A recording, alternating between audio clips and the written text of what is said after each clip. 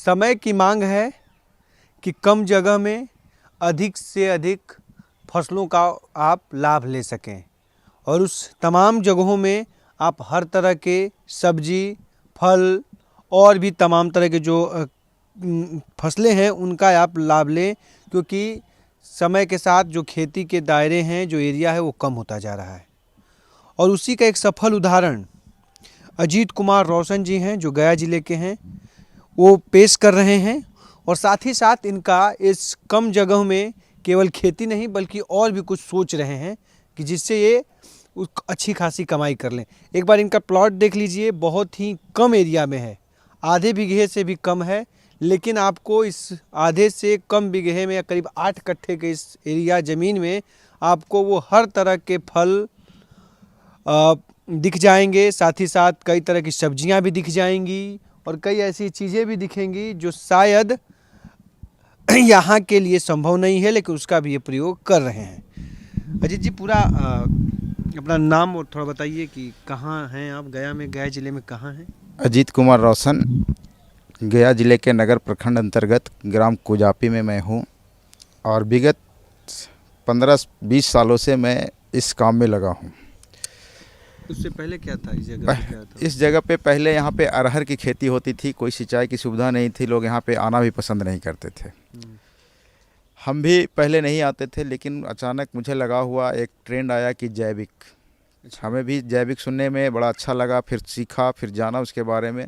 Aware होने के बाद जब पता चला कि जैविक का बहुत मांग है, धीरे धीरे मांग बढ़ रहा है, तो हमने भी सोचा कि इसको हम जैविक के रूप में इसको कन्वर्ट करते हैं।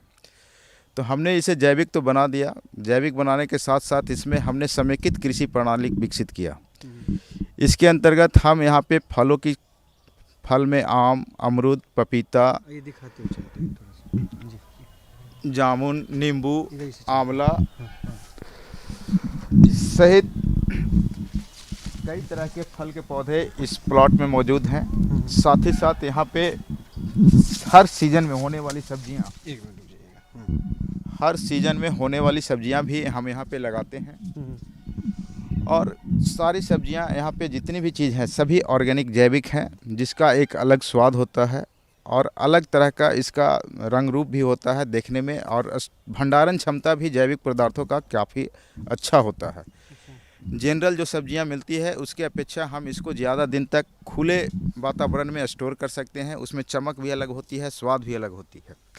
तो हमने ये चीज़ तो डेवलप कर दिया। इसके बाद यहाँ पे पूरे गया ज़िला में एक लोग मेरे नाम से जानते हैं कि वहाँ पे जैविक सारा कुछ मिलता है, और हम यहाँ पे सारा जैविक करने के साथ साथ अब हम सोच रहे हैं कि यहाँ पे कुछ और अलग कृषि से हटके एक इंडस्ट्री के रूप में, आजकल हम लोग जैसे जाते हैं होटलों में जाते हैं तो देखते हैं पार्क लॉन का व्यवस्था होता है, तो हम लोग चाह रहे हैं कि एक ट्रेडिशनल मोड में जो पहले चलता था, देहात में लोग चूल्हे पे खाना बनाते थे या फिर धूप में रहते थे, तो उस चीज़ को डेवलप करने के लिए हम यहाँ पे एक इंडस्ट्री टाइप का वैसा डेवलप करने जा रहे हैं, जिसमें लोग कॉटेज में आके यहाँ पे रुकेंगे, दिन भर अपना एंजॉय करेंगे, पेड़ों का फल खा सकेंगे, यहीं की उत्पादित सब्जियाँ चूल्हे पे लकड़ी के आंच पे जलाकर उसको बना पाएंगे, जो एक अलग ही एडवेंचर होगा। और लोग इसको एंजॉय करने के लिए लोग दूर दूर जाते हैं। वो गया में बहुत ही, गया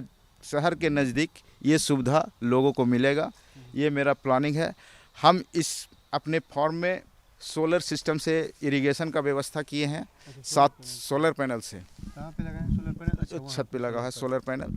और उसके साथ साथ हम अपने फार्म में सूक्ष्म सिंचाई पद्धति, डिप इरिगेशन, माइक्रो स्प्रिंकलर पद्धति का उपयोग किया है, जिससे पानी कम से कम खर्च हो सके और उत्पादन में कोई असर न पड़े। गया में बड़ा पानी का एक संकट जैसी बातें हम लोगों ने अपने पूरे यात्रा में देखा, सुना कि पानी को लेकर थोड़ा सा परेशानी है, यहाँ पे भी है। हाँ, बिल्कुल बिल्कुल है पानी की परेशानी। यहाँ भी गर्मी के दिनों में वाटर लेवल काफ़ी, ग्राउंड वाटर लेवल काफ़ी नीचे चला जाता है, बहुत सी बोरिंग फेल हो जाती है, पानी नहीं मिल पाता है, लोग दूसरे गांव पे निर्भर हो जाते हैं।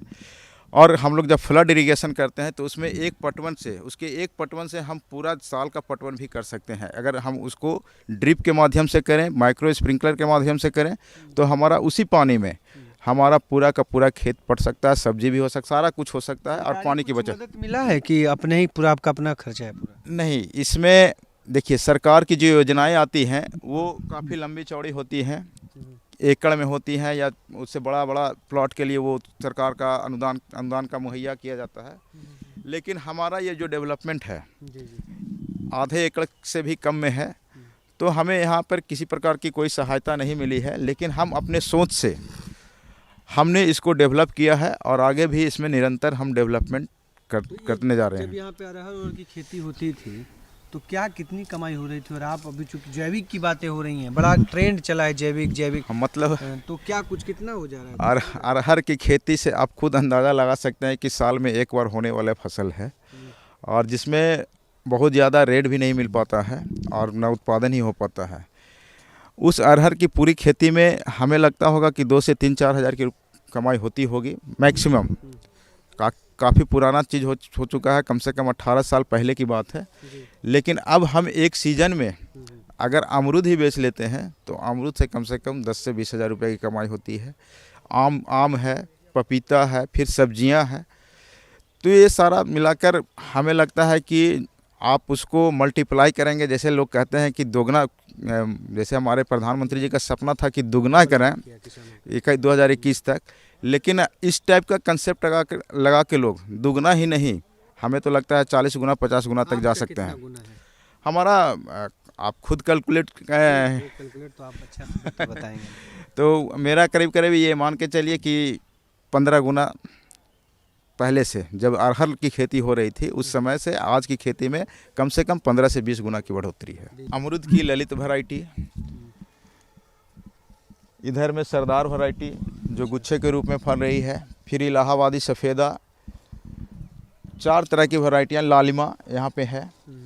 इसके अलावे यहाँ पे हमने सेव भी ट्रायल के रूप में लगाया है। जैसा कि अभी देखिए मैंने आपको बता रहा था बोड़ा की फल, देखिए कितनी बढ़िया फल, अभी भी ये मुलायम है। सब ये देसी है, देसी वैरायटी है हमारे यहाँ का।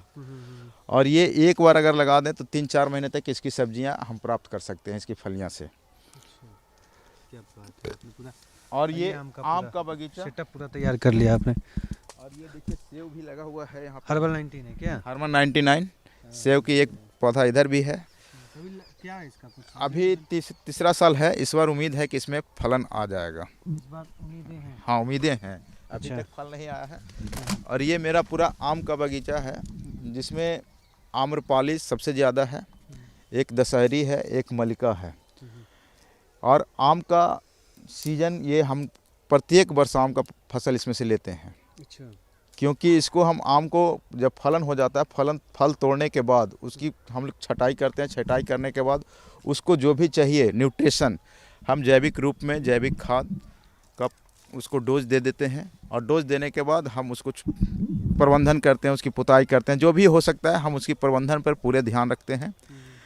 और ये प्रत्येक साल फल देता है। फल के साथ साथ इसका जो रंग आता है आम का, एकदम ऑरेंज टाइप का कलर गुदा काटने के बाद। और मलका जो वैरायटी है वो 400 से 700 ग्राम की वैरायटी है। और एक फल अगर घर में रख दिया जाए पका हुआ तो पूरा रूम आम की खुशबू से महकता रहता है।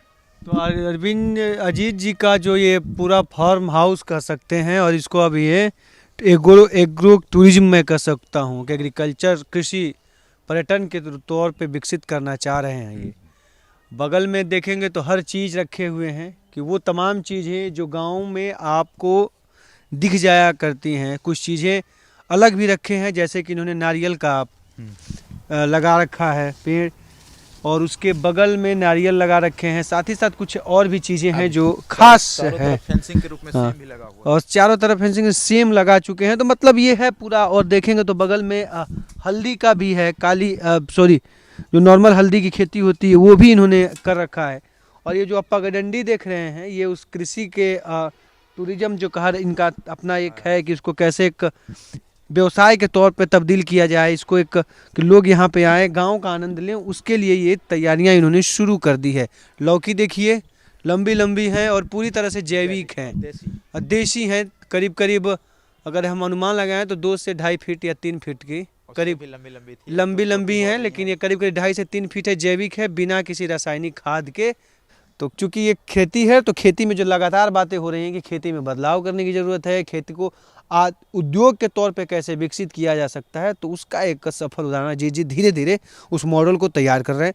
जब पूरी तरह से मॉडल इनकी विकसित हो जाएगी तो हम फिर से आएंगे और दिखाएंगे कि कैसे आप कम जगह में अधिक फल, सब्जी, तमाम चीज़ों का फ़ायदा लेते हुए उसे किस तरह से इंडस्ट्री का रूप दे सकते हैं, यानी उद्योग का रूप दे सकते हैं।